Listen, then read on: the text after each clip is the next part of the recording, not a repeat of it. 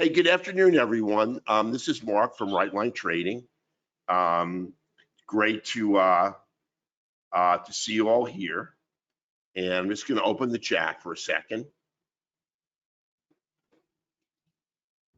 Hey, James.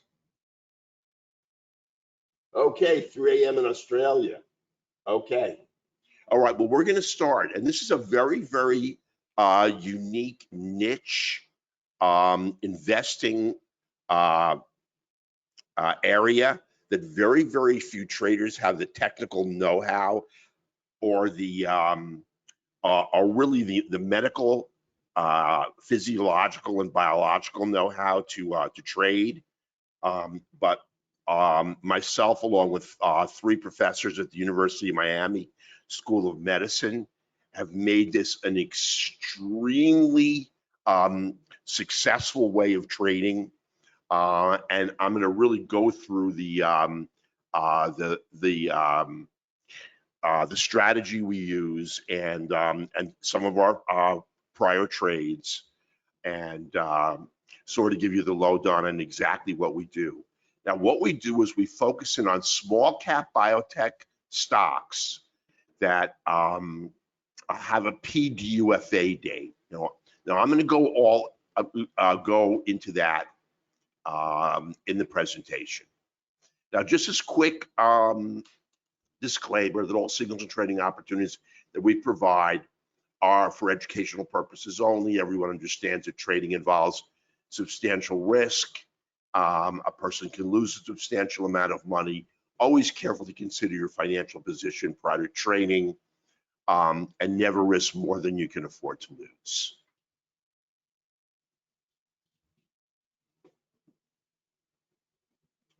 Okay, I don't know why that bad echo is happening, to tell you the truth. You may want to log out and log back in, but hopefully it's not too bad. Now, just a very quick snapshot of my background. I graduated from the University of Pennsylvania, which is an Ivy League university, and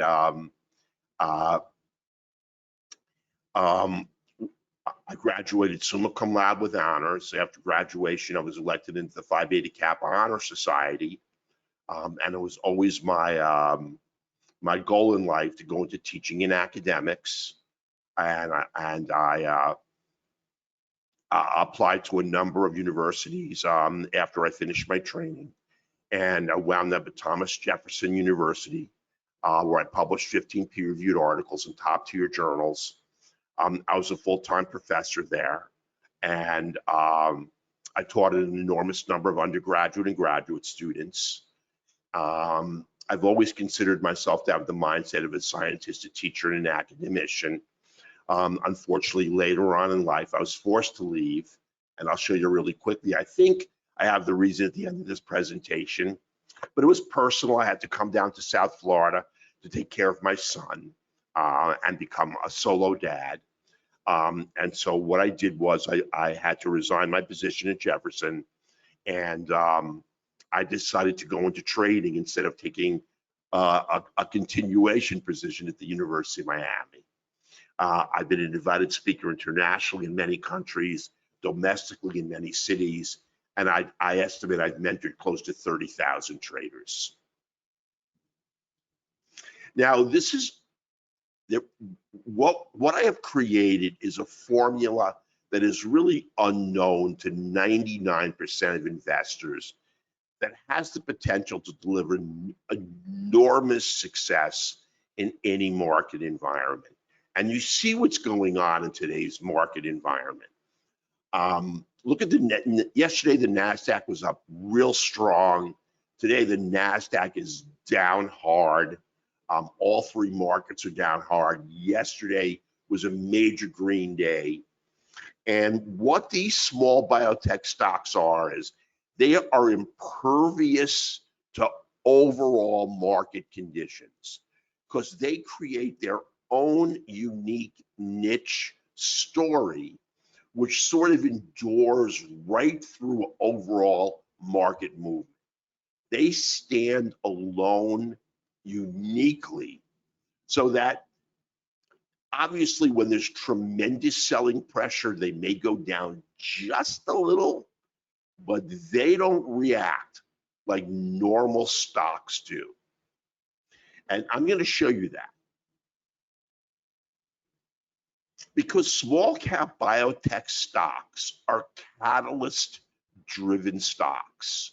They each have their own unique story, and they are driven totally by that story. Now, there are two ways that you can trade. Now, obviously, most traders will use both of these.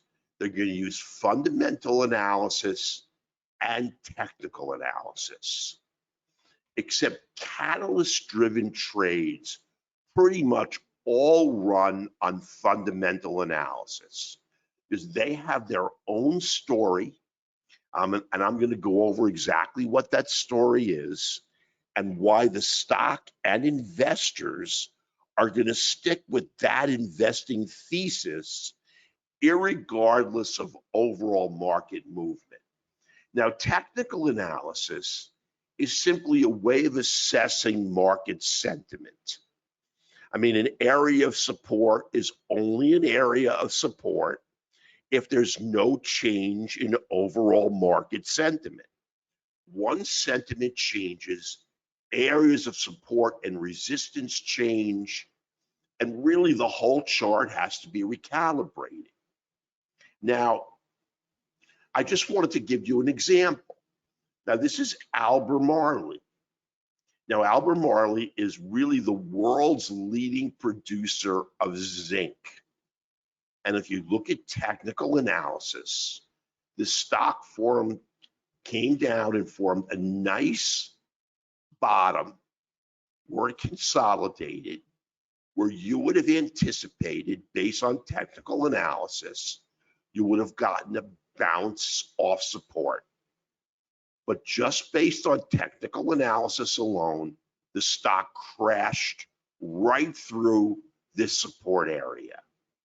Now, later on, it was determined that the price of zinc phosphate fell, and that completely crashed the stock.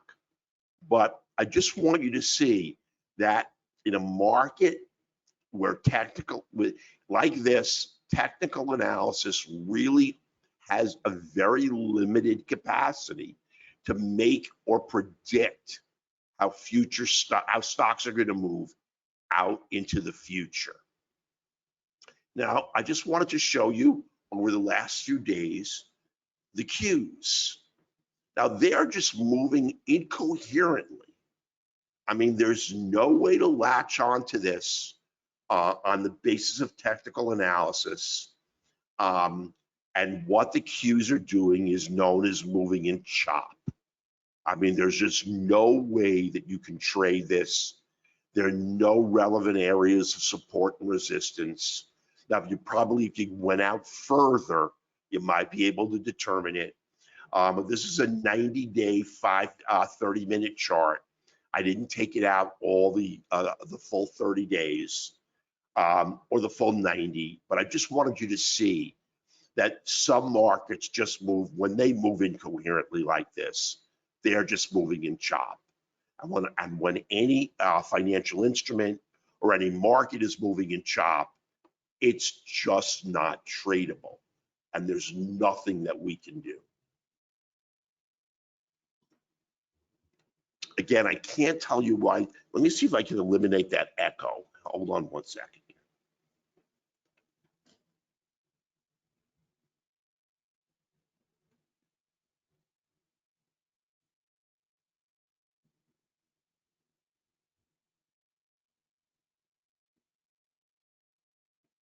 Now, look, hopefully the echo, that echo is a lot better.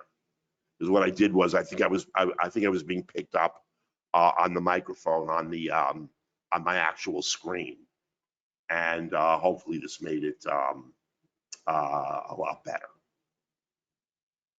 Now, what we're going to do, I want to do a brief overview of exactly how we do our process.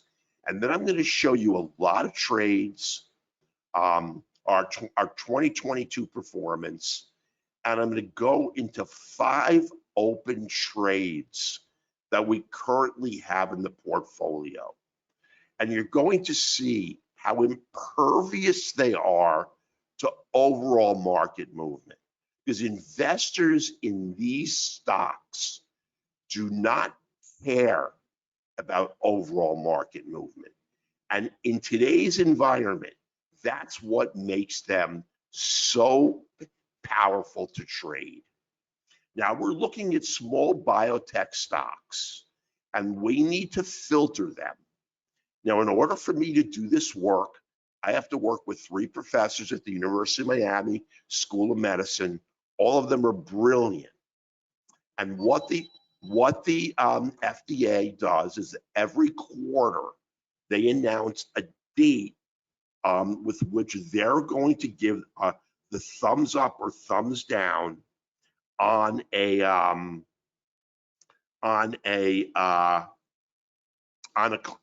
small biotech medicine that is coming up for approval. And we know the date. That's called a catalyst date. And we, based on all of our assessment, we are going to we're going to determine a chance of success. It's called a COS. And I'm only going to take trades on stocks that have a COS assessment of 98 or 99%. And I'm going to show you how well that did in 2022 and how we are killing it in 2023. Now, just to go through really quickly, this is more sort of bureaucratic, the bureaucratic process, but I want you to understand it so you know what we're doing. A small biotech stock will develop a compound, and then they're going to work on it in preclinical development. Now, in preclinical development, they can do pretty much whatever they want with it. They do not have an NDA, it's called, so they cannot use it on humans. They can use it on rats. You know, obviously, I'm a very against them using it on dogs or you know, you know, animals like that. Most of the studies are done in rats, and a lot of it are actually in vitro studies that are not done on anything live at all. I'm going to show you that. Now, if the data that they get from the preclinical work is extremely relevant, they will present that to the FDA. And if the FDA likes what they see, they're going to give that company what's called investigational new drug application, and that's called an IND. Now, once a small biotech receives an IND, the compound is now completely regulated. What they do has to get the approval of the FDA. So they can't just do whatever they choose like they can in preclinical development. Now, they're going to do an early clinical phase 1 trial. And we're going to go through this in a little more detail, but in phase 1 trials, that's just a safety study and a dosing study. It's done on humans, and it's done on volunteers, and actually people are looking to make extra money, know where to look. You can make a significant amount of money in signing up for an early for a study in a clinical phase 1 trial. You have to be healthy and well. You don't have any liver disease, kidney disease, peripheral vascular disease. But if you're really healthy, you'll be accepted. And the data that they get from you, from that early clinical study, will determine whether the drug is safe and what is the optimal dosing interval to use, whether the medicine is given topically, orally, intravenously, And in some cases, it's actually given via suppository and given rectally. So no matter what the method that the medicine is administered, at the end of a clinical phase 1 trial, the small biotech is going to have a really good idea of what the dosing interval is and how much medicine to use. Then it goes into a phase 2 trial. Now, a phase 2 trial is a small study that looks at clinical effectiveness and it looks at the medicine's toxicity. Now, a phase 2 trial is a catalyst event. Now, the FDA will announce when they're going to give the thumbs up or thumbs down on phase 2 data. If most companies, if they get a thumbs up on a phase 2 trial, that company is going to skyrocket, irregardless of whether or not the overall market is tanking or rising. It's got its own thesis. It's got its own reason for being produced, and it is going to fire that underlying stock out. Now, a clinical phase 3 trial is sometimes can be a catalyst event. It's really the phase 2s that are most commonly the catalysts. But a clinical phase 3 is a much larger study where you get a lot of patients. In some cases, they may accrue thousands of patients. And they really look at the same thing they're looking at in phase 2. And that is, how well does the medication work and what it is its associated toxicity. And again, if a phase 3 trial is approved, the drug gets an NDA, and that's called a new drug application. That makes it available to be used in the pharmacy, to be prescribed by doctors, by vets in certain cases, but it puts it on the shelf, and it's going to really, again, potentially take the company up. It really is nuanced whether it's going to be the clinical phase 2 or the clinical phase 3 that's going to take that stock soaring, and we already know. Now, you can do a phase 4 trial and even put it up here. It's very, it's usually rare because you're going to see the kind of medicines we look at. We look at medicines that have orphan drug status, and that is there currently is absolutely no treatment for the disease. So, and the drug is fast-tracked. Now, I don't want to get ahead of myself. I'm going to show you what that is. So we know that there's certain catalyst dates, and the amazing thing is they are pre-announced by the FDA. We know when they're going to occur. It's not just some nebulous buy where we're waiting for something to kick in. We know the date. So it gives us a great idea of when to move into the trade.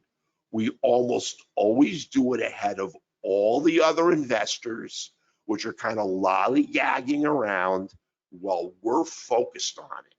And then investors start getting clued in and they start buying into the stock, and we're going to see that stock rise. Now, the majority of the time we take the options trade. When the options are illiquid, we're going to trade the stock. So I wanted to give you an example of a medication. Now, this was a 2022 trade. Now, a little bit of this is esoteric for you as an investor, and it's a little bit but it's a little more interesting because you're going to learn a little physiology, a little microbiology. But this is a medicine that had orphan drug status. There was no treatment for this problem. Now, probably very few of you know and I did not know until I focused in on this medicine. And I look at every PDUFA date that comes out every quarter. And I have to go through each medicine one by one, pull out the medicines that have orphan drug status, no current treatment. I have to go into Medline and pull all the phase 1 and preclinical phase 2 studies, sit there and read them. I've gotten very good at it after doing it for 3 years now, and sort of pull out what I think are the most relevant medications, because I can't take 45 medicines to these professors at the University of Miami. I got to really have them honed down already, because their time is limited, and ultimately they're going to give me a thumbs up or thumbs down based on their area of expertise. Now, this is a medicine that now I'm sure very few of you know that 80% of stomach ulcers and 20% of ulcers in the duodenum are caused by a bacteria called Helicobacter pylori. It's the bacterium itself that induces the ulcer, and in order to cure the ulcer, you have to kill the bacteria. And at the time that we looked at this, there was no way of killing that organism. Now, amoxicillin was the standard therapy, and amoxicillin is simply a more sophisticated form of penicillin. And it would kill the H. pylori, but then the H. pylori 6 weeks later would come right back. The peptic ulcer would heal a little bit and then come right back. This is an important illness because, one, it's seen in lower socioeconomic groups predominantly, and it's associated with cancer. Over the course of time, you have a gastric ulcer for 10 or 15 years. There's a high incidence of its developing gastric cancer. So it's really important to eradicate this organism. So what this company did was they grew the organism Helicobacter pylori in a petri dish. And this is actually Helicobacter. It's on a special agar nutrient that allows the organism to proliferate. And then they're going to look. Now, each of these discs is impregnated with different antibiotics. And what they do is they look at the zone of clearing around the disc. And the disc that provides the largest zone of clearing is the disc that is impregnated with the antibiotic that is likely to be most effective when it's given in a clinical scenario. So this is the preclinical work that's done in the lab. There's no animal model for Helicobacter pylori peptic ulcer disease. All the preclinical work is done simply ferreting out the most effective antibiotic possible to start doing early phase 1 trials. Now, all this data was presented to the FDA, and there's that IND, that new drug application. I'm not going to read it, but we know what goes on. They're going to take all their data, present it to the FDA, and in most cases, the FDA is going to say, okay, go ahead. We're going to let you do research on small numbers of humans, simply looking at the dosing interval and at toxicity.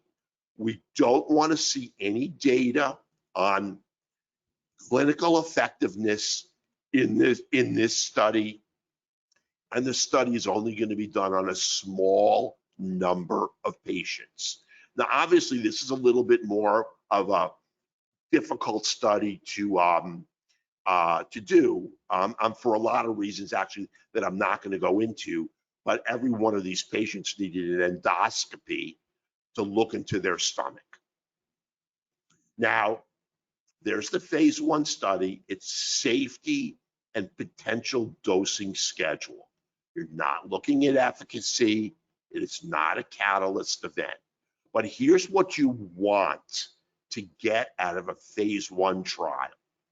You want to apply to the FDA for fast track status. This is what we look for. We want to latch on as investors to a medicine that the FDA has given fast track status to. Now, they don't give fast track status to very many medicines. They're very picky with that. Now, they're only going to give fast track status in the majority of cases to medicines that have orphan drug status.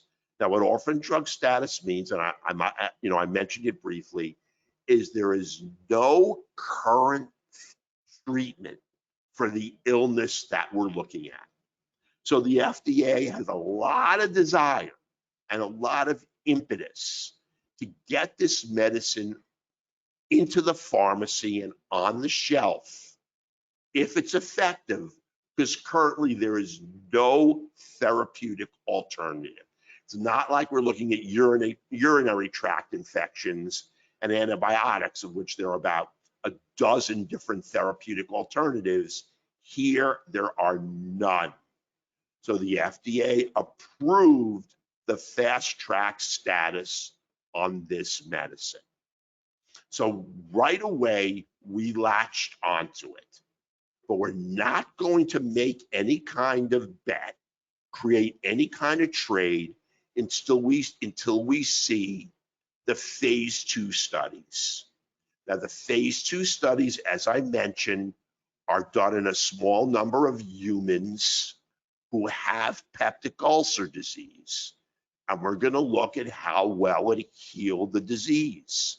And now we're not only going to look at effectiveness, we're going to look at associated toxicity, systemic toxicity associated with the medicine.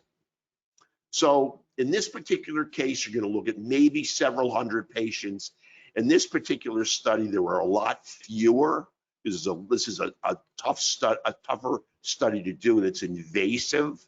You have to do an upper endoscopy to find these patients. Now, it's important to understand that this disease selectively grabs younger adults, and it is more prevalent in lower socioeconomic groups. So it has a predisposition to infect indigent patients in their mid-teens who normally would probably never get treated.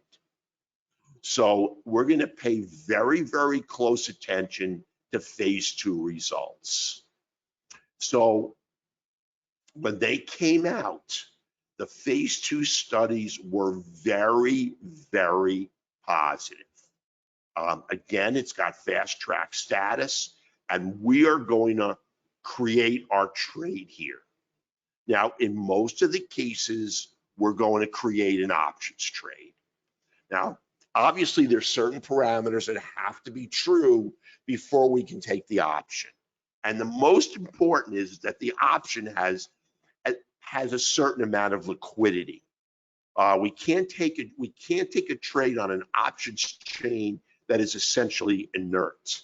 And because we're one of the first investors that come aboard, we may see an options chain that has very little open interest, very little volume, a huge spread between the bid and the ask, in which case we're going to have to defer to the stock, because I'm not going to take an options trade that essentially has no open interest, is turning no volume, and the bid and ask have a really, really wide spread. There's a lot of inherent difficulties in trading these. One is getting in at a great price, getting out at a great price. Now, oftentimes what happens is that as investors later on, after us, start getting keyed in, open interest starts to rise, volume starts to rise, the options chain becomes more liquid, but we can't guarantee that's going to happen. So based on the parameters of the options, we're going to either try to trade an option, or we're going to trade the stock. But normally these are very, very cheap stocks. Some of them are 50 cents. So it's not a big deal to trade the stock. So that phase 2 data is going to be sent to the FDA. Now, based on that phase 2 data, we're going to get a PDUFA date. And that PDUFA date, I don't even remember what it stands for. It's a congressional eponym that stands for something that has to do with, the legalese. All we have to know is that's the day the FDA is going to say yay or nay to this medicine. Now, we already know that when a medicine is fast-tracked, the FDA takes that medicine under their wing.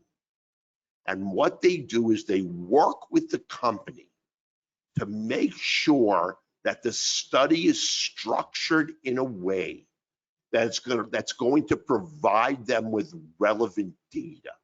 The thing that knocks a lot of great studies out, now it doesn't knock it out permanently. What it does is it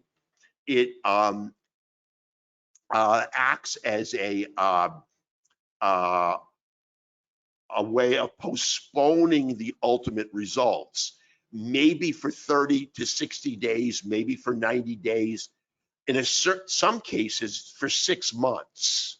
But when you have fast track status, the FDA is going to lay out the parameters of the study, tell you exactly how many patients they want, give you the relevant biological parameters they want monitored.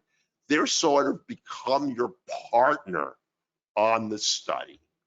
Now, if you get a thumbs up on a phase 2, and later on we're going to look at this medicine gave us a huge winner in 2022.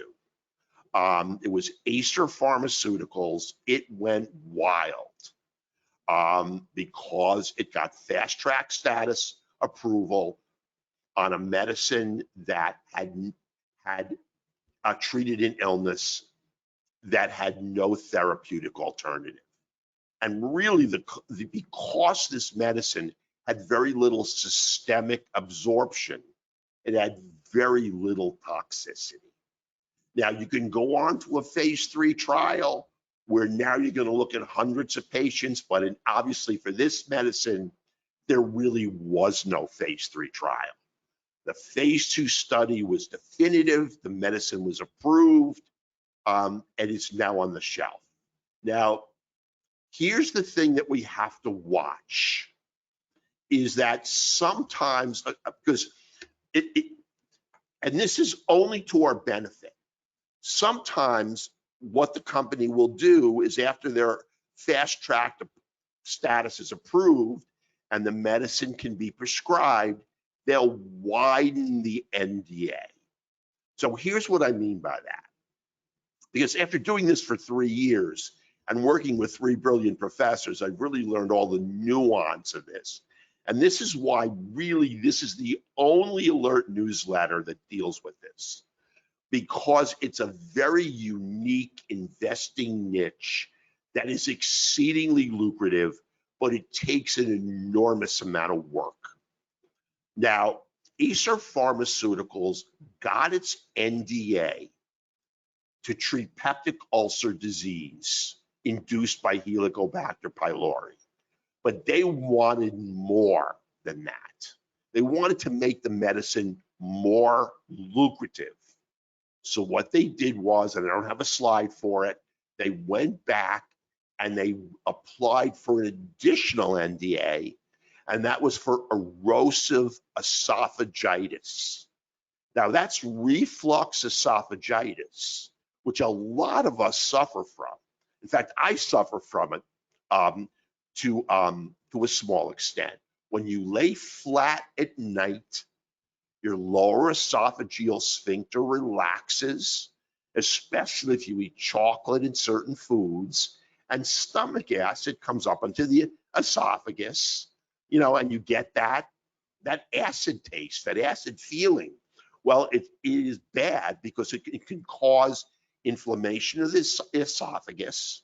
You can get a Barrett's esophagus, and that is a pre-malignant condition. So it's extremely important to treat. Now, they went back and got an NDA. They did research on it. They didn't have fast track status, but the medicine also got clinical approval for erosive esophagitis. And that gave it sort of a left hook and a right hook and a left jab. So when this medicine ultimately came out, it came out as a blockbuster medicine. And I'm going to show it to you. Now that's the phase 3 trial. No phase 3 trials on this particular medicine were ever done. They were not needed. When you have an orphan drug in which there's no therapeutic alternative, you don't have to do a study with hundreds of patients. If it shows to have clinical effectiveness with minimal toxicity in a smaller study cohort, that's all that's required. Now, a phase 4 trial, I'm just bringing this up to you because I really want to make you an educated investor, is very rarely done. It takes literally tens of millions of dollars, and we don't really deal with it because we're dealing with orphan drug status medicines. But let's say there's another medicine that's out there to treat the illness that you just got an NDA for. Well, now you're going to do a head-to-head trial with that medicine. Now that's going to require a double-blind placebo-controlled study. It's going to require many hundreds to thousands of patients because you have to reach statistical significance. You have to show that your medicine is statistically significantly better than the one out there. Now, we very rarely deal with that because we're dealing with drugs that have no therapeutic alternative. So there's no way of doing a phase 4 trial. And phase 4 trials are rarely catalyst events. If the medicine is really good, it's going to be well prescribed by doctors. But I wanted you to understand the whole process that the FDA goes through, and that is preclinical, phase 1, phase 2, phase 3, phase 4, and then the one big thing we're looking for is fast track status. That is you latch on to that, you're rarely going to get burnt again because you're under the wing of the FDA. They're babying you and walking you through the process. So you're not going to get caught up in statistics, logistics, and an inadequate study or one that they're not happy with. And the FDA, you might as well know right up front, is obviously a very, very political organization. Look what they did with COVID and the COVID vaccine. They gave it fast track status and approval with very little clinical data, simply because of the political pressure that was applied to them. So they oftentimes are wrong, and they oftentimes lean towards medicines that selectively affect the indigent population, like the Acer medicine for Helicobacter pylori. Really, it's seen more, it has a much higher prevalence in people of color who are poor, who would normally never get treatment. And the first time they're going to come to a doctor is when they already have stomach cancer in their mid-40s. So obviously there was a lot of political pressure on them to approve that medicine because the demographics with which the medicine treats, you know, is that indigent population that they want to get approved. We knew all this, and I knew all that when I recommended the medicine. So you do have to take into account a little bit of the politics, but in general, that's not particularly relevant. There's our fast track designation. The fast track, it must be a new drug to treat a debilitating or life-threatening condition. You can think AIDS, cancer, diabetes, epilepsy, or fill an unmet medical need. And you're going to see how these medicines really do fill unmet medical needs. Medicines to treat Pompe's disease, amyotrophic lateral sclerosis, Parkinson's disease, a lot of neurological problems, tremors associated with schizophrenia, a lot of neurological disorders, also a lot of inborn errors of metabolism, where you're born with or lacking the full gene to thoroughly metabolize a certain toxic byproduct that accumulates in the body and ultimately leads to early death. These are the kind of medicines that we focus in on. We don't want to take any risk.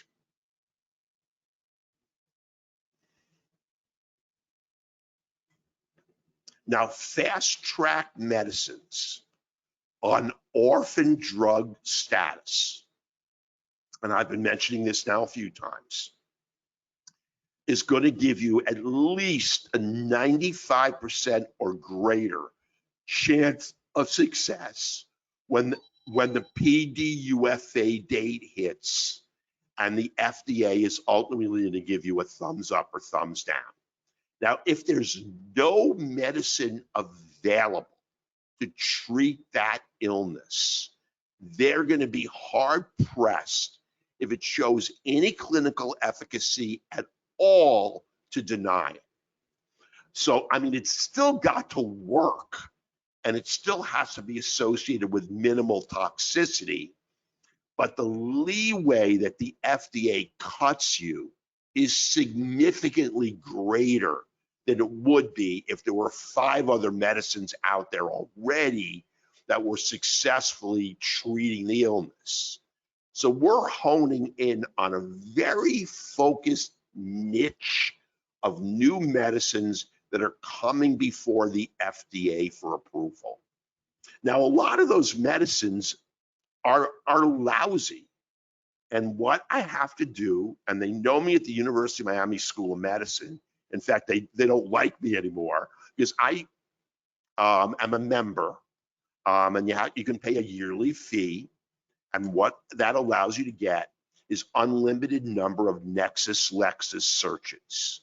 So you can do a world literature search on all the preclinical studies, and there aren't many, and all the early phase 2 data, of which there aren't many.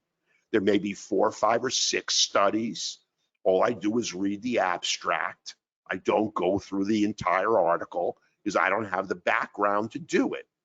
And I can tell really at this point whether a medicine is hot to trot and is likely to get approval versus it's lukewarm. So this is how I do my selection process. Now, we're going to skip this. Now, a CRL letter is your doomsday letter. Now, if you get denied, the FDA will provide you with a complete response letter. Now, in 3 years of running this service, I have only gotten 1 medicine wrong. It was a medicine to treat Parkinson's disease. They denied the medicine. It's the only medicine I ever got wrong. It got a CRL letter. And a CRL letter, now you can go back to the drawing board because the CRL letter tells you all the ways that the medicine was inadequate. And the reason that they are denying you approval and will not allow your compound to move forward and be utilized clinically. Now, a lot of companies will take it back to the drawing board and start from scratch. But if they do, that's a year and a half away, and that medicine just drops off of our radar screen. We'll look at it when it comes back around, but it's not something that we're going to latch on to. I've only gotten one CRL letter in 3 years. Now, I'm just going to show you some of our winners. Now, on Novavax, they developed the first respiratory syncytial virus vaccine. Now, the arrow that I put in was not when the FDA gave approval. It was when the RSV vaccine was given fast track designation. That's when we created the trade. And that fast track and that entry at that point gets us in before 99% of all the other investors. Now, the stock ultimately, when the FDA gave it a thumbs up, went up 125%. Our option went up 364%. Now, I consider this a lock. RSV, respiratory syncytial virus in young children up to the age of about 12 or 13 causes a significant amount of illness. You can be hospitalized, you can die from it. So this was a very, very important medication, which is why it got fast track designation. Now this is Regeneron's medicine, Eylea, which is prescribed all the time. It was a breakthrough therapy designation. It was fast tracked. At the time, it was the only medicine to treat macular degeneration. Now, I should have put in senile macular degeneration. It's really not an illness. It's simply really a disease of older people. The macula is responsible for your 20/20 vision. It's where the rods and cones in your eye are most dense. And if you don't have the macula intact, you're going to be able to see, but you're going to be able to see with very, very thick corrective lenses, and you may never be able to get even close to 20/20 vision. And ultimately, senile macular degeneration can lead to blindness. Now, Eylea was a breakthrough therapy designation, fast track status. That's where we took the medicine. The stock went up 55.8%. Now, obviously, this is no small cap, and this is a medicine where we had to take the option, but here the option chain was liquid. It was not a big deal, and we made 157% on the option. Now, here's Clovis Oncology. They made Rubraca. I've seen it on television being advertised all the time. It got accelerated approval. It is first-line treatment for ovarian cancer. Ovarian cancer is very relevant, obviously, in women. Once it's diagnosed clinically, it has a very, very high mortality rate. Rubraca was a very, very major breakthrough. It's not a cure. It's simply palliative therapy, but it allows the patient to live a significantly longer period of time. And let me mention one more thing about these medicines and why they bring so much money to the company. Almost none of these medicines affect a cure. You have to stay on the medicine for life. And if you saw the price that these companies charge for these medicines, they would knock your socks off. Now, some may consider that price to be unfair, except when you go through the clinical data, you see that there are literally hundreds of medicines that are in preclinical and phase 1 studies that never make it any further. So these companies just blow an exorbitant amount of money on medicines that you never hear about and never get off the drawing board. When they grab one that does, they're going to charge you through the nose. Now, Medicare and Medicaid are always going to pay for these medicines, and that is key. If Medicare and Medicaid won't pay for them, then your generalized HMO PPO won't either. But since these are fast-tracked medicines, a lot of them have orphan drug status, they must pay for them. So every HMO, PPO, United, Aetna, whatever any healthcare insurance policy you have will have to pick it up and reimburse for it.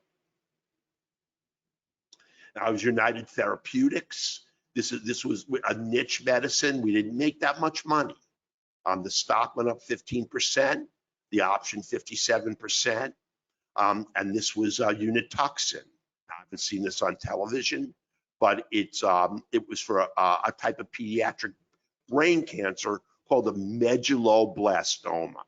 Now, medulloblastoma is a horrific type of disease. Every now and then you see them in adults, and it's the kind of cancer that killed John McCain.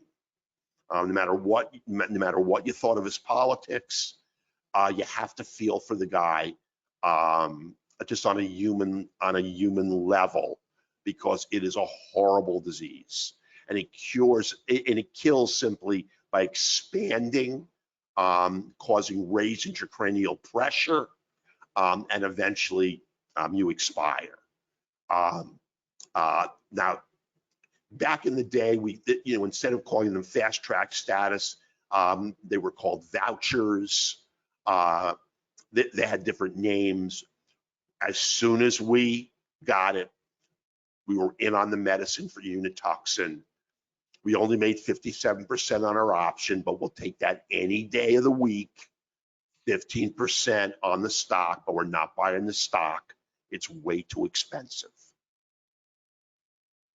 Now, I'm going to show you how the options alert newsletter works.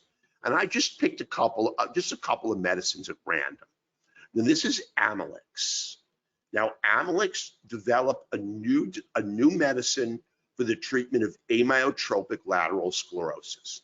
Now, this is actually the text I wrote that went into the newsletter that you receive.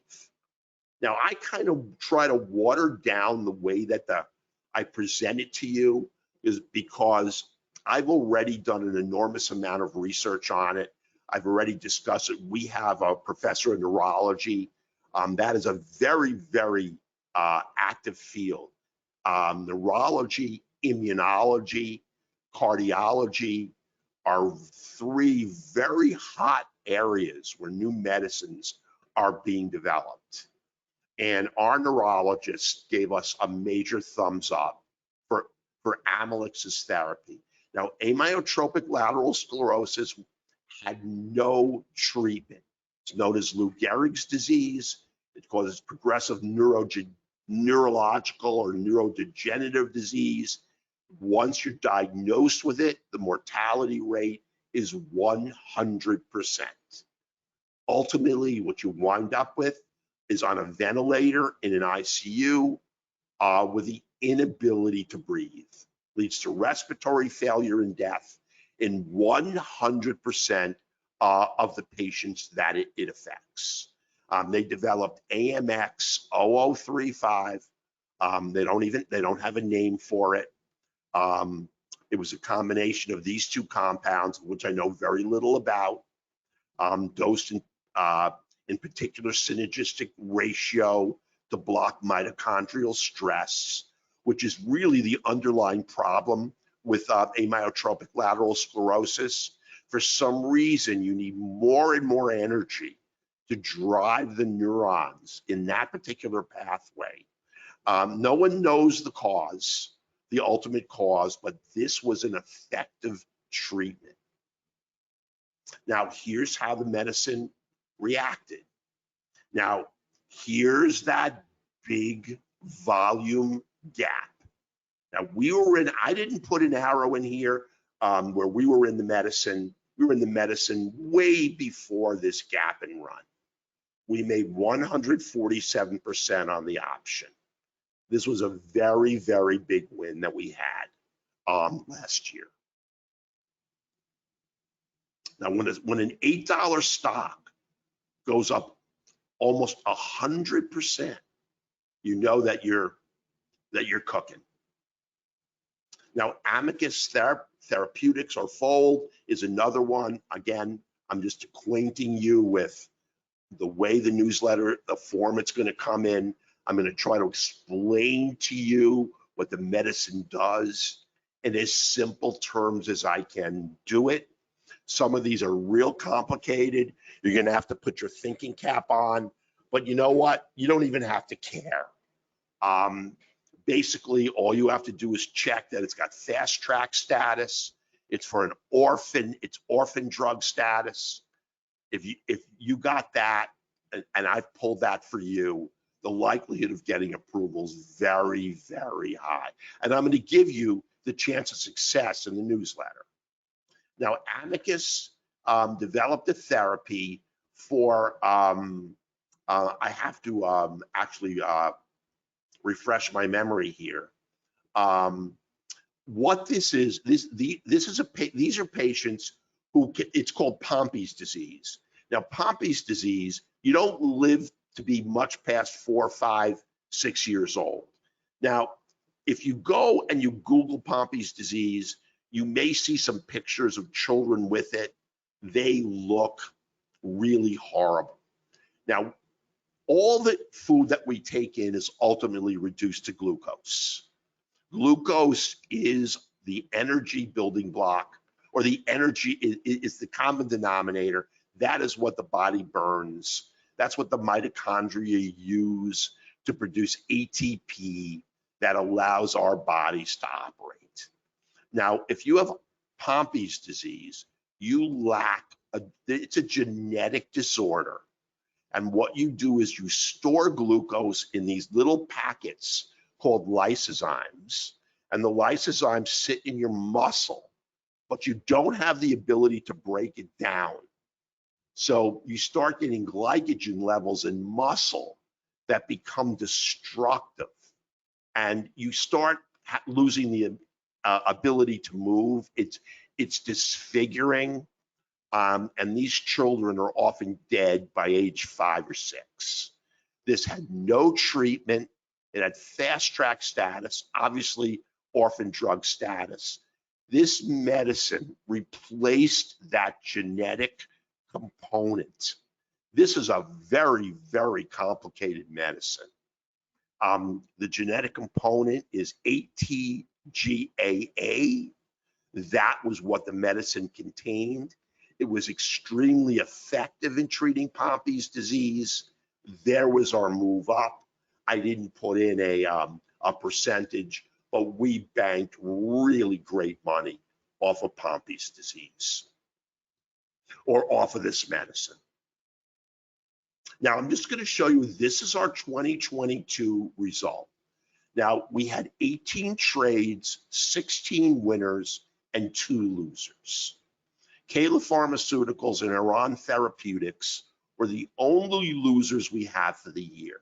Now, these percentages are the stock percentage, not the options percentage. I wanted to give you, I don't like the way these marketers throw out 500, 600, 700%. because it really all depends upon the option you take, the strike price. I wanted to show you the movement of the stock.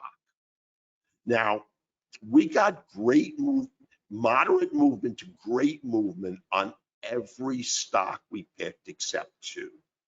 Now, the reasons why we got approval, I only missed one, but we didn't get a winner on two. I'm not going to go into it, except that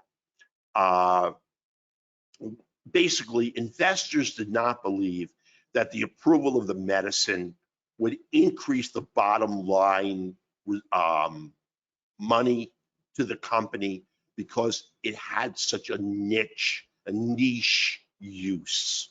So investors bought it and really pushed it up high into the FDA date. The FDA gave its approval and the stock fell like a rock. So it happens once in a blue moon. Now I'm going to show you some of our open positions. Now I wrote down some numbers. Now this is Coherus.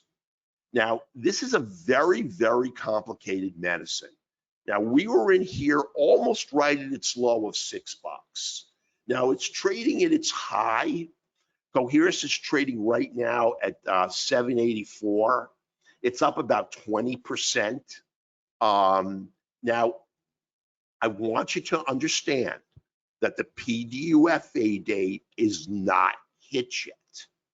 All we're looking at is we were in early because the medicine got fast track status, and it is being driven up by investors that are now coming aboard on the news. The reason it's an open position is because the FDA is not going to render a decision on Coherus for another 8 weeks.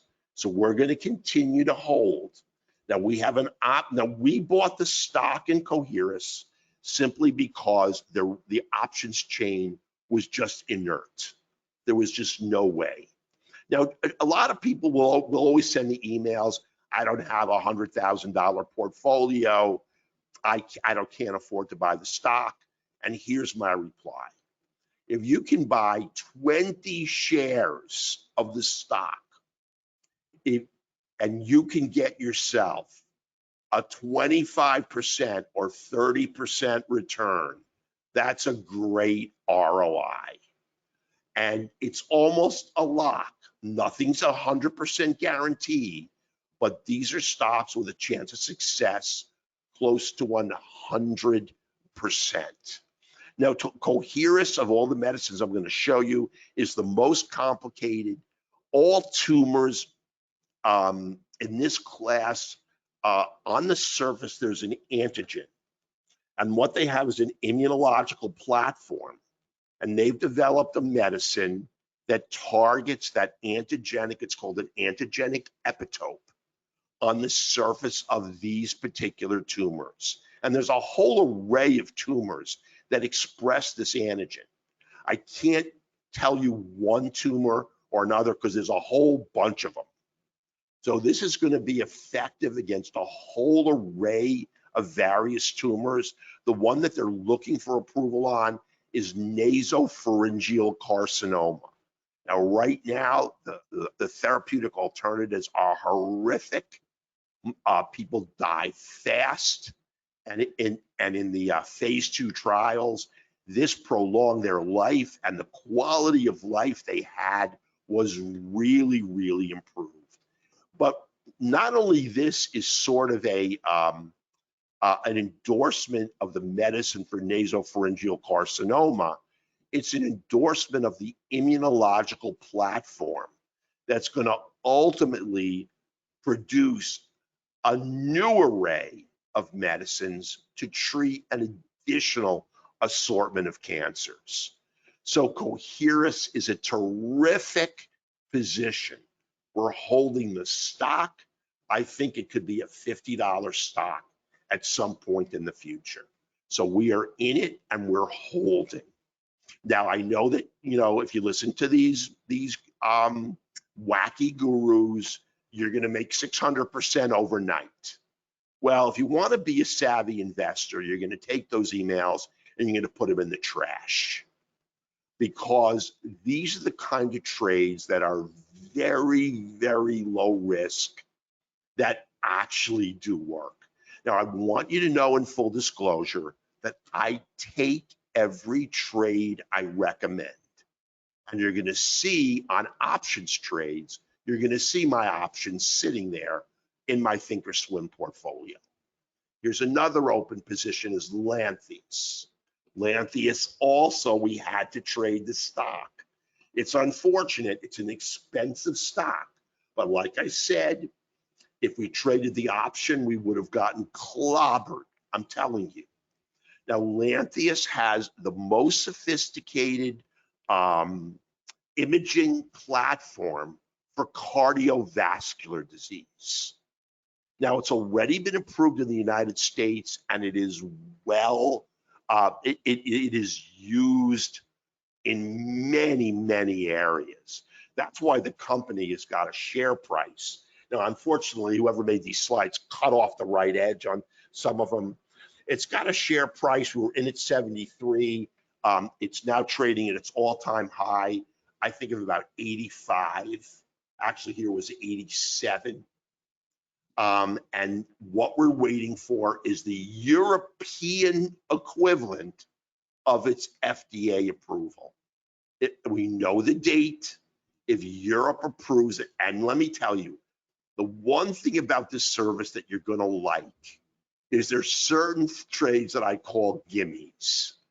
Now, there's never a 100% chance of anything. If there was a 100% chance, I'd mortgage my house and I would put every penny I had into the stock. I would walk away with $100 million and you'd never see me again. Every trade has some inherent risk, but this is what I call a gimme. If it's got US approval, it's been in use for a significant period of time. Lantheus is always making this platform better, and it looks right into your coronary arteries, and on a dynamic study can actually see blood flow, areas of stenosis. It's going to determine whether you can be treated with a stent or whether you need open heart surgery. It is sort of a second generation imaging platform for the cardiovascular system. It is a fabulous investment. Now, we may hold this stock a while. After European approval, that bottom line on this stock may soar. Now, in some of these cases, we're going to get fast money. The PDUFA, the FDA is going to come out. We're going to have an options position. Bang, we're out. In some of these, we're going to hold longer. It's just, we're going to trade whatever the FDA gives us. Now, the next open one looks a little choppy. This is a fabulous medicine. You can see I have 25 options. I'm looking to take 5 options off at a certain price, and it's not been hit yet. It's very, very early. We just entered this trade last week. This is a whole new class of anti-infective. They're called microbiomes, and they're not anti-infective medicines. Now, I don't know how much you want to be bored by what it's going to do, but anytime you take an antibiotic, it kills all the normal bacteria in your colon. Now, those bacteria in your colon are protective. They're there to help you, and we need them. So when you take even a simple antibiotic, again, amoxicillin, oxacillin, Augmentin is often prescribed, Cipro is often prescribed. Well, that's going to kill all the normal organisms that sit in your colon that help us. They help us digest food, and they protect us against pathogenic organisms that can take their place. Now, one organism that we almost all of us have is called Clostridium difficile. Now, what keeps it in check is the normal bacterial flora of the colon. C. difficile is resistant to all of these antibiotics. The antibiotic eradicates all the good bacteria. The C. difficile sits behind. It proliferates. It causes horrific diarrhea. Now, there is no antibiotic to treat it. So you can sit around and have, I don't want to be gross, but you're going to have diarrhea until you repopulate the colon with normal flora. In some cases, that is simply not possible because you need to be on, in some cases, antibiotics for a prolonged period of time. If you have an infection in bone, you have a brain abscess, you have an abscess in the spine, you may be on therapy for 2 or 3 months, and you can get C. difficile colitis that is simply not amenable to therapy. And it is a life-threatening illness. Well, a microbiome, this particular medicine, consists of 50 spores of normal anaerobic bacteria. You take it, they germinate in the colon, they populate it with normal flora. You take it every single day, it just repopulates and it blows away the C. difficile. It is not absorbed systemically. It stays in the lumen of the colon. It has zero toxicity. We're waiting for the FDA to give its thumbs up. Obviously, it's trading a little choppy. We don't care. I know the FDA approval date. I believe this is a gimme because it's a new class of antibiotic. It's got orphan drug status. Nothing can treat this illness. I got 25 options. I already have a first target set for my first 5. I'm going to take them off in lots of 5. 5, 10, 15, 20, 25. I told you I take every trade I recommend, and I do. This is EBS. I'm telling you, everybody in the office took this trade because I've never, we're going to get these trades. Now, obviously, you have to be very careful with asset allocation and you can get a little overly enthusiastic, but this was the company's NDA to make Narcan an over-the-counter medicine. And if you know what Narcan is the only opioid reverser. When given intravenously, it reverses the suppressive central nervous system effects of opioids immediately. Now, when it's only available by prescription, and fentanyl is killing 100,000 people a year, and if it's killing 100,000 people a year, you know another 100,000 people probably go into a coma, but just don't die. Thank God they wake up. But you can only, all EMTs carry Narcan, but you can only get it by prescription. Well, the FDA approved it for over-the-counter use. And we made a freaking ton on this medicine. Now, it went from $8 to $13 on this approval. Now, we're holding on to it. Now, we bought an option on EBS. Some of the people in the office bought the stock. It all depends upon what you want to do. I'm always going to recommend the option if it has a chain that has some liquidity to it to provide you with the cheaper alternative. But this, I'm telling you, every drug addict in the world is going to carry 5 amps of Narcan in their pocket. Now, they can't give it to themselves. It's got to be intravenous. But what each drug addict is going to look, they all have needles and syringes. All they need is the Narcan in your pocket. They can administer it to you and they can save your life. It is a major, major driver for volume to the bottom line. Just the approval alone shot this stock up almost 100%. This is a gimme. Now, Tavir, is one of the rare medicines that we took short. Now, we took it long and we made money, and then I took it short. And you see, I bought 30 options. I'm waiting for my first 15 to trigger. It still needs to fall more. We've got plenty of time for it to come down. It's a medicine. I don't want to kind of, but it's a medicine to treat an orphan drug illness called Berger's disease. It's where your kidneys cannot filter IgA. You get IgA nephropathy, end-stage kidney disease, wind up on dialysis, and dialysis costs the government millions and millions and millions of dollars. This medicine showed conclusively that it can keep you off dialysis. I knew it was going to get approved. On the day it got approved, we got an 18% jolt to the upside.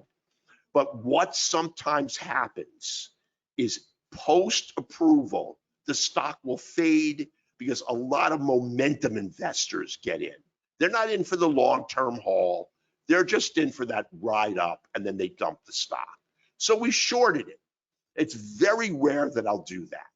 But this one, you can see, made a nice collapse. And I think it's going to come down even further. I still haven't even hit my first target. And the last one I'm going to show you is SC Biopharma. And I'm trying to remember what this medicine was. What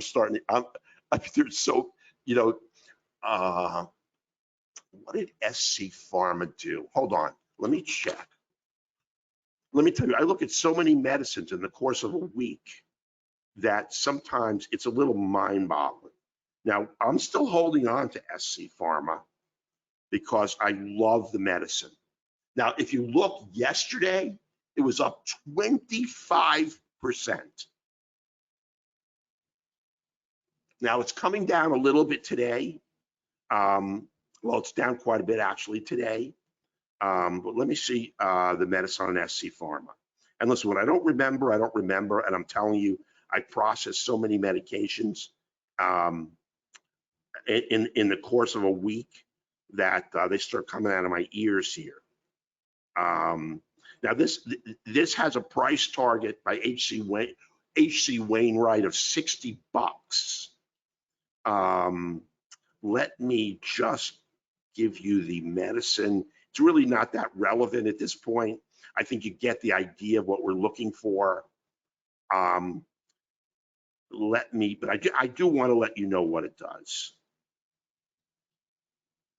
Hang on one sec. Shame on me for forgetting.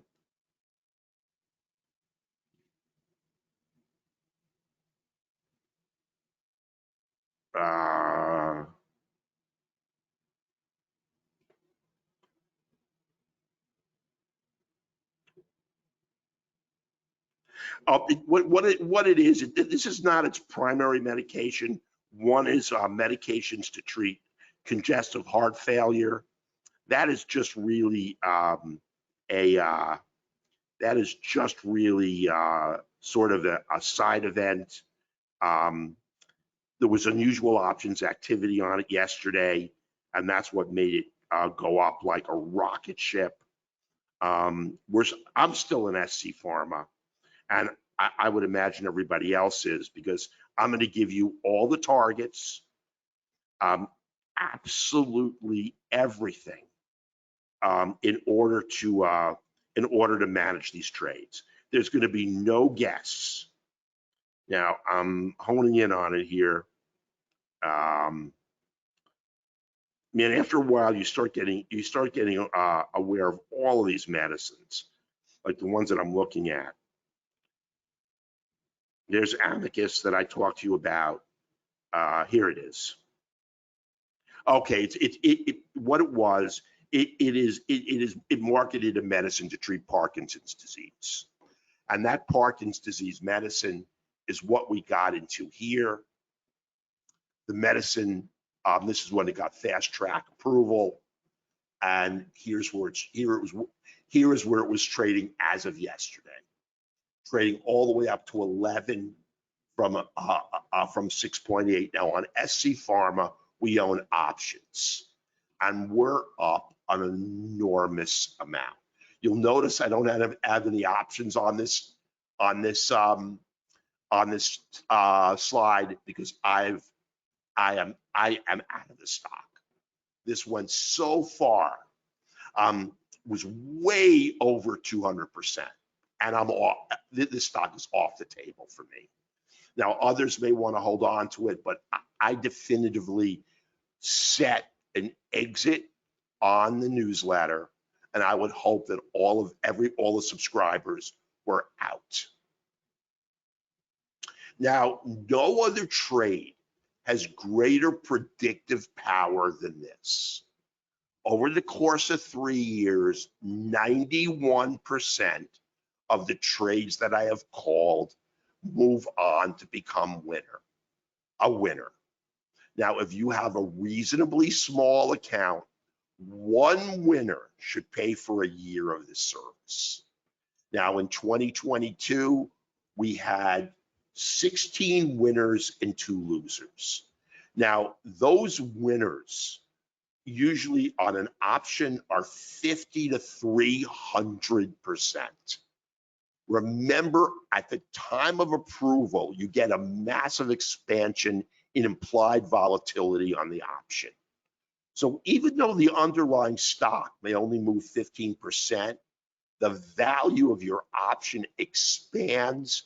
This is why we preset targets so that when we get that expansion of volatility, we can leverage it, get our targets hit, and we can move out of the trade if it's not something that we're going to hold longer term.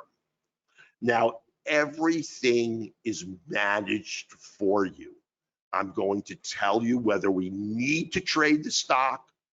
If we trade the option, I'm going to give you the entry price that I'm going to take. I'm going to set all your targets for you. This is a set and forget service. You do not have to worry about it. If the stock doesn't go our way, which is rare, we will get out of it, but it has been few and far between that we have had to bail out on. And I just went through a whole bunch of positions and we're sitting on really, really nice profit. We've cashed out a couple of winners already. I just don't have them at my fingertips because I just go through so many medicines. Now, once a month, I do meet with 3 professors at the University of Miami. It's a real pain in the neck to get there. It's not far. It's only about 35 minutes, but there are barriers up everywhere.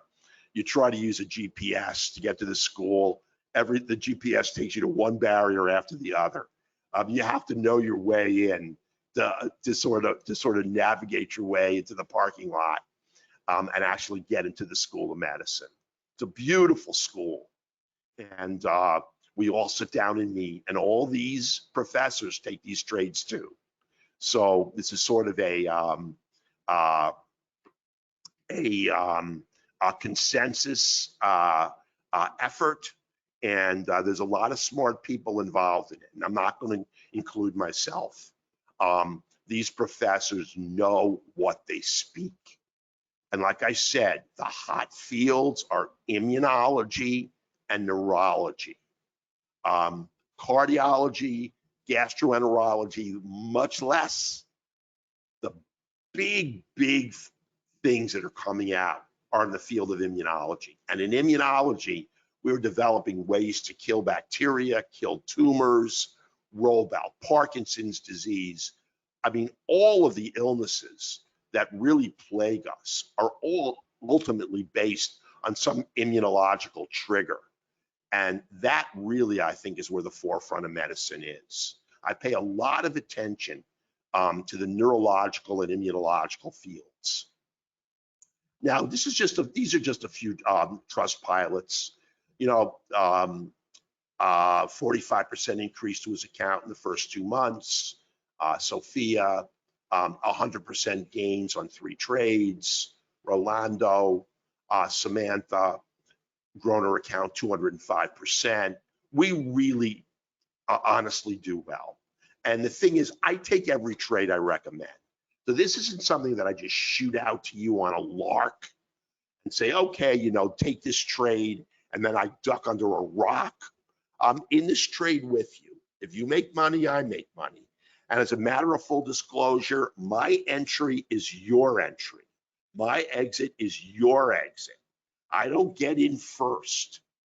When I announce the target entry, that is when I place the target entry in my thinkorswim portfolio. I believe it to be unethical for me to take the trade first and then bring you all into it, because sometimes we pop the option because some of these options are somewhat thinly traded, and there's a lot of people in this service, and if they all take the option, I could make money on it. I am in at the same time that you are. Now I'll answer, there are questions, I'm going to answer all of them. Now here's the offer. It's $9.97 for a full year. It's normally $29.97. You can opt for the quarter at $2.97. Listen, I can't guarantee that you'll be thrilled, but I'm telling you, this is a fabulous service based on this is no black box system. And I'm going to give you the rationale for every single trade. Now, for the first 10 traders who come aboard, I wrote 3 PDFs. Now, one is a tiny company. You see these all the time, but these are real. I'm invested heavily in this company. It's a tiny company that there's a medical revolution going on, and there really is. I'm going to tell you just a little bit about it without giving away the name of the company. It obviously Apple is involved. We're going to get bi-weekly small updates, seminar sessions. We're all going to meet, and we're going to go over all the PDUFA dates and how I do my selection process. And so you're going to get a lot of give and take, and you're going to learn a lot. If you happen to like biology, physiology, immunology, you know, I'm telling you, you're going to become a little mini guru on the subject, because you're going to learn a heck of a lot of information. Now, just the area that I'm talking about here is the ability for you to sit in your home and for doctors to obtain a full profile on you remotely. They're going to be able to take your blood sugar, your potassium, your chloride, your bicarbonate level, your sodium level, your BUN, your creatinine, your oxygen saturation, your respiratory rate, your heartbeat. They're going to be able to do an EKG remotely. Essentially, they're going to get all the data remotely that would take them. One, you'd have to go into the office. 2, you'd have to have 100 tubes of blood drawn. Then it's got to go to Quest Diagnostics or one of those other companies. That's all going to be done electronically. Now, it is on the horizon. It is not here yet. Apple's at the forefront of this. There's other healthcare companies they need to partner with. Those healthcare companies have the leading technology to do this. This is not, you know, moving it 5 times the speed of light, which is theoretically impossible. These things are all going to happen. And I just want you to know, sort of as a closer here, that the majority of the world does not have access to health care. You can't see a doctor in most places that are very indigent. In Central America, South America, in Africa, many places in Russia, China with, I don't know, 3 billion people. Most of those people do not have access to health care. This is going to provide you with great access to health care. It is a $1 trillion business. And these PDFs are going to go over that. It's only going to go to the first 10.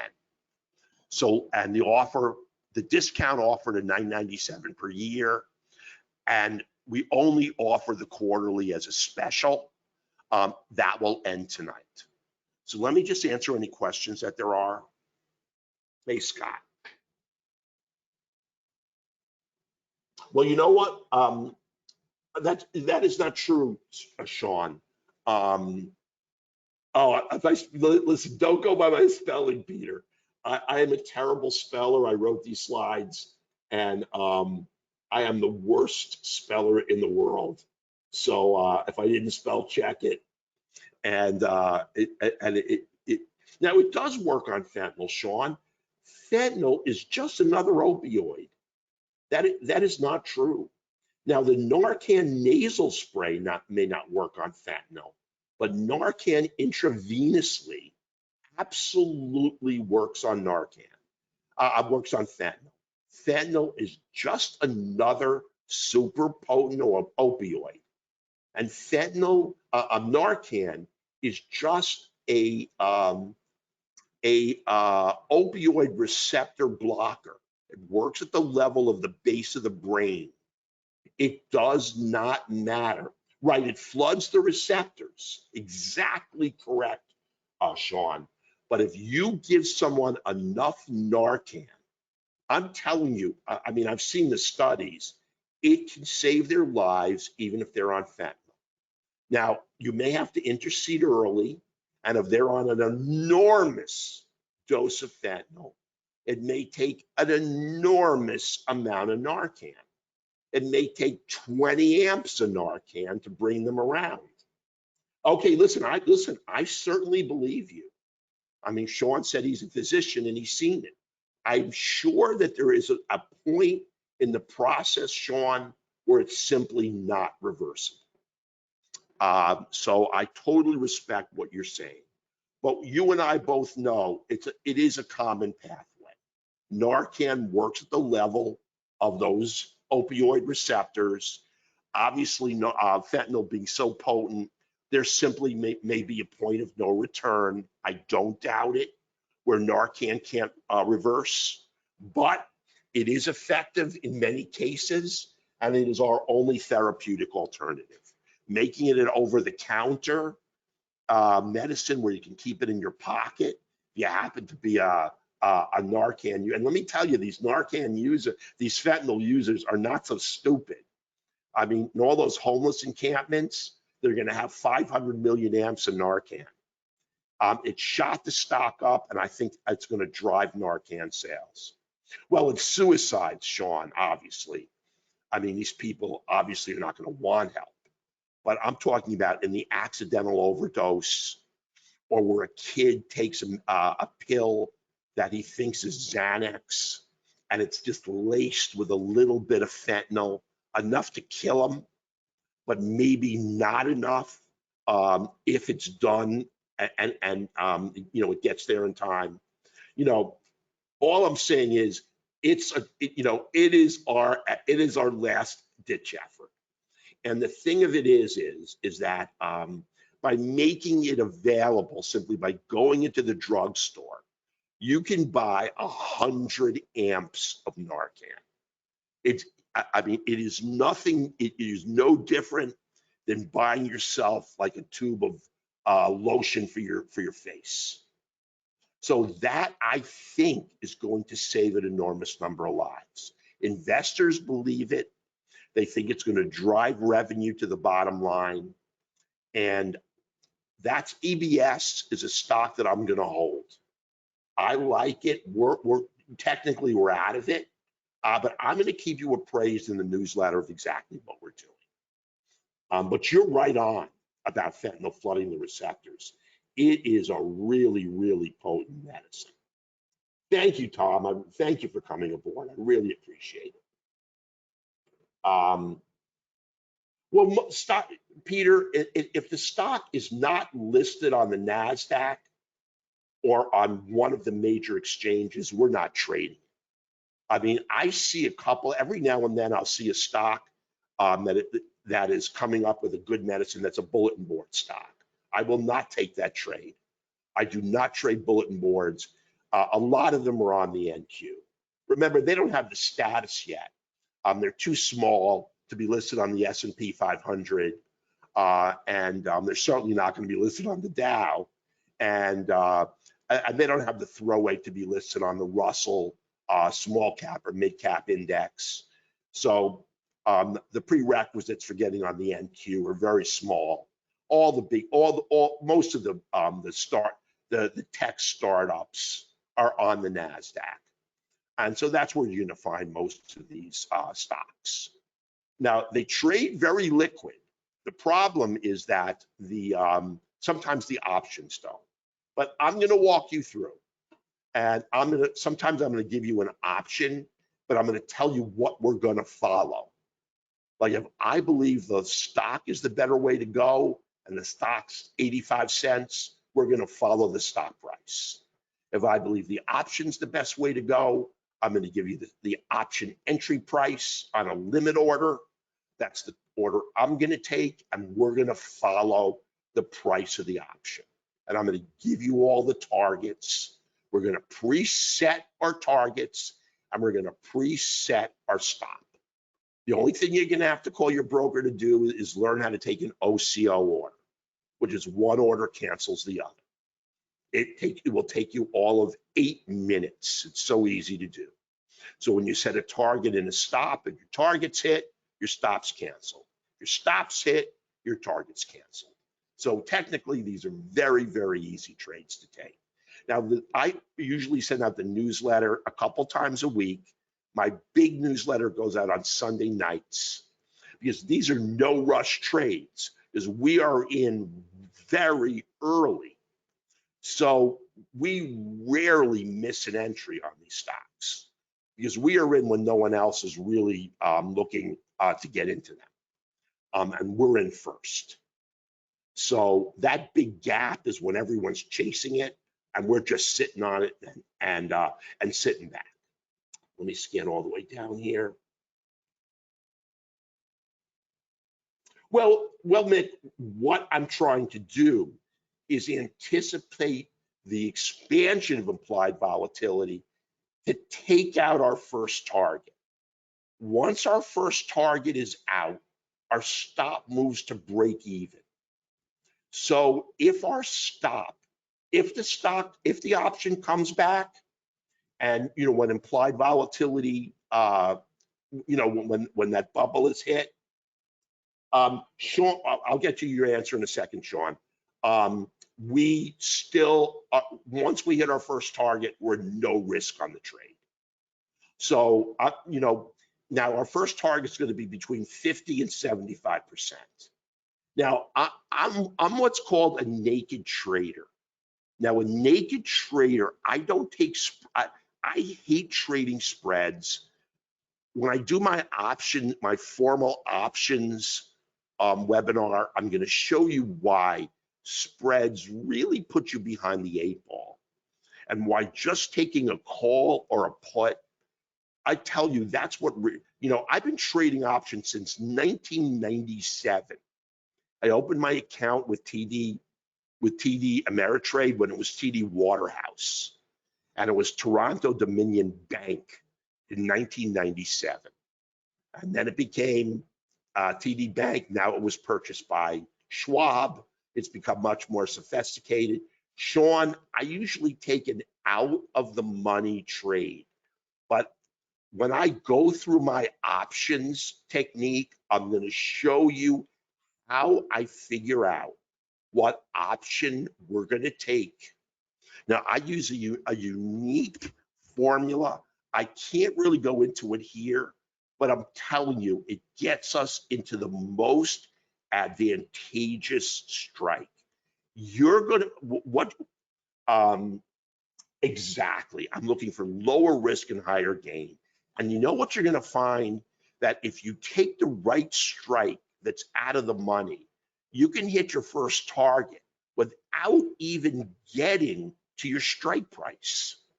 So you are already at your first target. You're ready at break even on the stop. You're in the trade at no risk. And You haven't even hit the strike yet. Now, when you hit the strike, your gamma is going to fly. So that's when you're going to zoom to 200, 300%. But if we get 75% ROI on our first target on little risk, that's how you make money.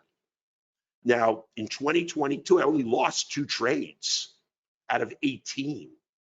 And those were not scratch winners. Those were big winners. So your risk to reward on the service is very, very high. We don't look for 10 or 15% on your option. Yes, some of these options are super, super cheap. 25 cents, 10 cents, 15 cents. They are really cheap.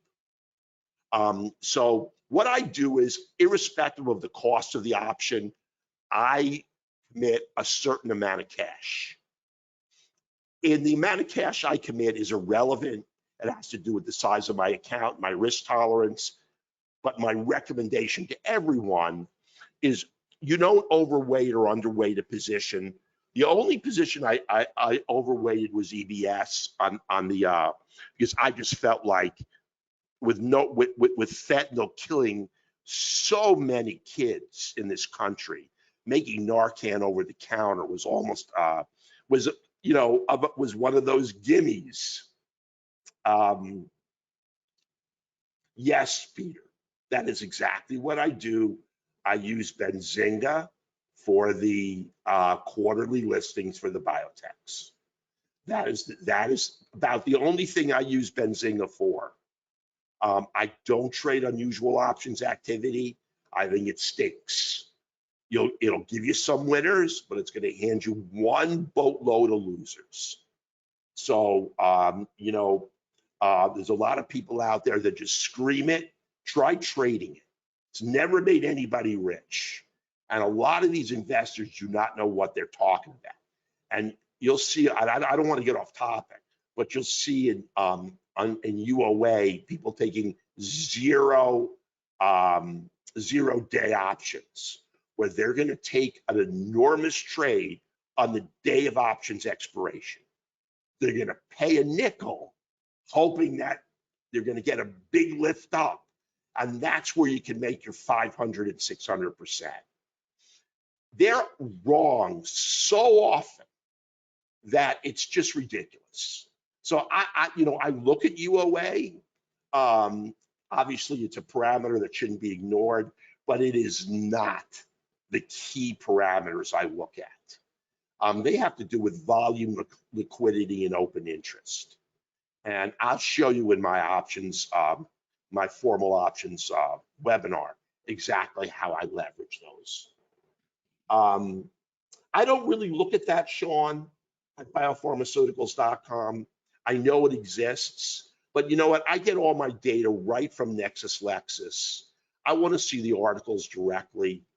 And you know what? The University of Miami actually mails me the articles in a hard copy. And I get them, I'm literally 25 miles away. I get them the next day. And also, I get my PDUFA dates from Benzinga. That's the only thing I use it for. But you don't need it if you have the service. I've already done all the due diligence. I've done all the hard work. And I sat with my professor buddies, and we all enjoy getting together, because what I present to them, I think, is the cream of the crop. And they know if I've missed a medicine, because they are premier guys in their field. And they are no dummies, man. These are well-published guys who really stay on the forefront of their field. They're full tenured professors. So obviously they're no dummies, and they do their own publishing on their own. So I'm with a brilliant bunch of people. That's why I hardly call a loser, except I want to make it clear that nothing is a lock. I mean, for me to do that would be obviously ridiculous, to tell you that your risk is zero. Because like I said, if risk was zero, I would be off in some, I would own some foreign island somewhere, I have to be careful of risk. And so I allocate a fixed position, but I do exceedingly well off the service. Okay, I really appreciate it. So listen, I hope you get your feedback. I am right now we're in 6 open positions. I believe I'm going to have a new catalyst on next week. If you come aboard, you will get a new trade, and you're going to start to accrue them, and your open portfolio is going to grow, and the day. A fishing charity. That's right, Sean. I wouldn't even be doing that. You know what? I swear to you, I would be like, I would have somebody sunning me with a fan laying on the beach in Tahiti. I wouldn't even do that. But I'm telling you, it's made me really nice money.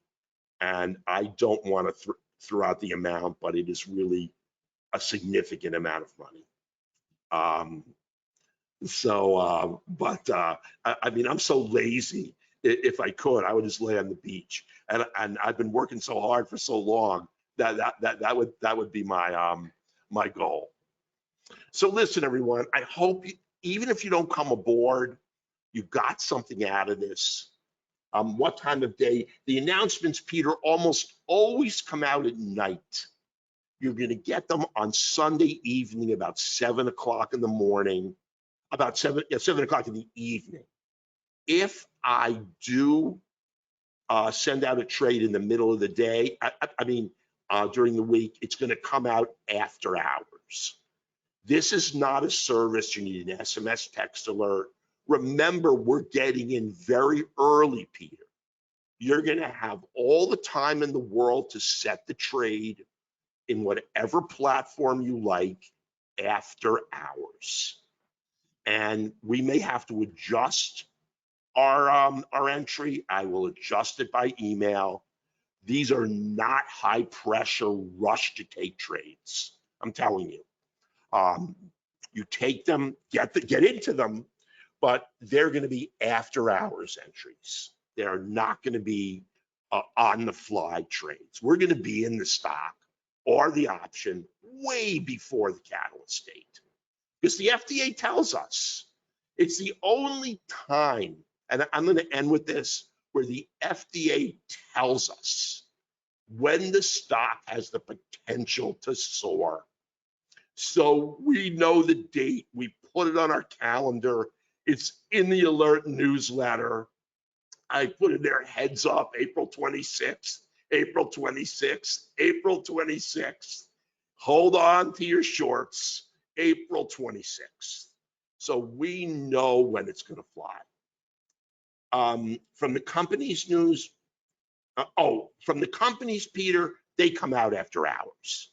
They never make an announcement during the day. It's just like earnings. The FDA, if it gives its announcement, it will not be announced into the public until after the close of the trading session. They do not do it in the middle of the day. When was the last time you ever heard of a company report earnings in the middle of the day? Never. Well, you're never going to get an FDA decision in the middle of the day. They're going to come out after hours. Even if they've made their decision, they don't release it until after hours. They understand because in the middle of the day, that's just the way it is. It's done. In 3 years, there's no intraday announcements.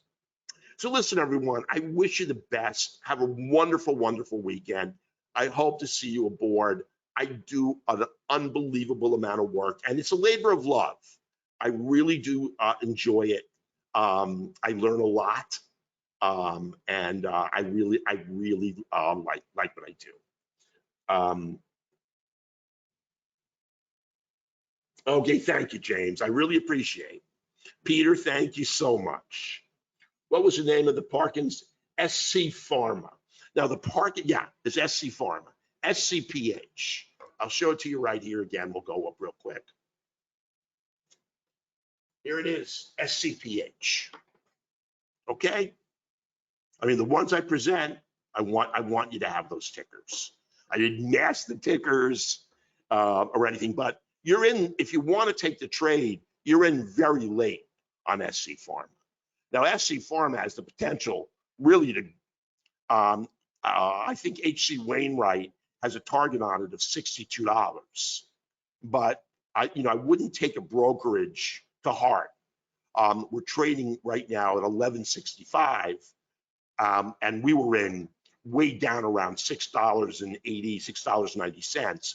I think that one's passed you by.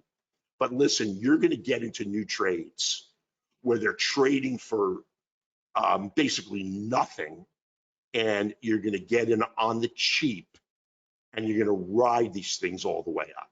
That's what I would recommend. But that is the tip.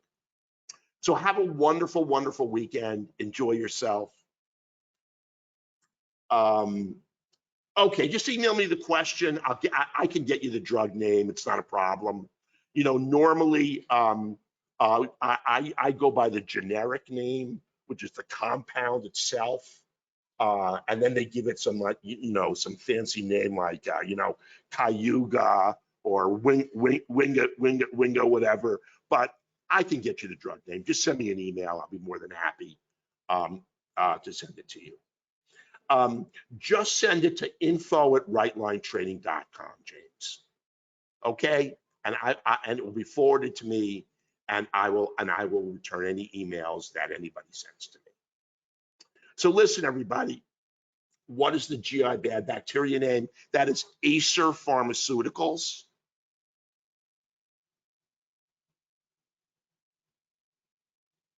I didn't put it up. I didn't put it on here, but let me go back here and get it.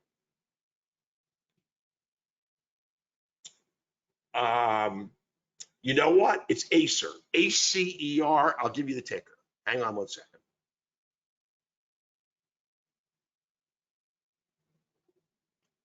Now, Acer's been on a tear of late. I always keep these on my phone and watch them, even though I'm not trading them. Let me find the ticker, because I follow them all. I continue to follow them after even if we close them out, I stay with them, because sometimes after US approval, they file for European approval, and if they do, we go right back into the trade. So I watch them really closely. And let me just find the Acer. The ticker is ACER. The stock is only trading for $1.07. It went all the way up and it came all the way back down. So it's really potentially a good stock to own. And it's waiting its FDA approval on reflux. Actually, it already got it for reflux esophagitis. It's not a great stock to grab onto now. I'm looking for a great position to enter this coming week, and we've got a lot of open positions. Our open positions I have on my phone include Amylyx, which I didn't talk about, Travere short, Lantheus I talked about, Arcutis I did not, Coherus I talked about. So we've got other open positions which I did not mention. I just wanted you to understand the nature of what we're doing and how we do it. The bacteria itself is called Helicobacter pylori. H. pylori, Pylori, and that can be biopsied from 80% of all. It can be grown from the biopsy of 80% of all ulcers that appear in the stomach, and 20% of all ulcers that appear in the duodenum. And it is routinely cultured for, if you have an upper endoscopy and they have an ulcer, they will biopsy it and they will culture it and look for that organism, because it's a very important clinical distinction. So very high incidence in the stomach, lower incidence in the duodenum. But H. pylori does not respond. It responds transiently to all current antibiotics, but it comes right back. Australia discovered the cause of ulcers. Well, Olga, the cause of ulcers is really multifactorial. Obviously, in erosive esophagitis, it's actually the acid itself. There are really many causes of ulcers. There's no one single cause, Olga. They may have determined the cause of one type, but there are different types in different locations, and a lot of them have different inciting events. So I can leave you with that. But if you do a deep dive into ulcers, both esophageal and gastric and duodenal, you're going to find that they have a lot of different causes. So again, have a great weekend, everybody. I hope to see you aboard. Okay, well, listen, you know what you speak. I'm sure you're very smart. But if you do a really deep dive into ulcers, you're going to see, Olga, that a lot of them have different inciting events depending upon their anatomical location. So it's a very interesting topic, and ulcers are a big problem in today's society. So enjoy yourself. I appreciate James. I do. I really do. So have a great weekend. Relax. I'm going to send you a new tray this week, and I'm telling you, I don't send it out unless it's fast tracked, orphan status, and we've got ourselves a 98 to 99% win percentage, and that's exceedingly high. And it doesn't matter what the overall market does. We know the catalyst date, and we're going to sit and we're going to wait for the FDA to come out with their decision. Take care, everybody. Be safe, and I wish you all the best. Bye-bye, everyone.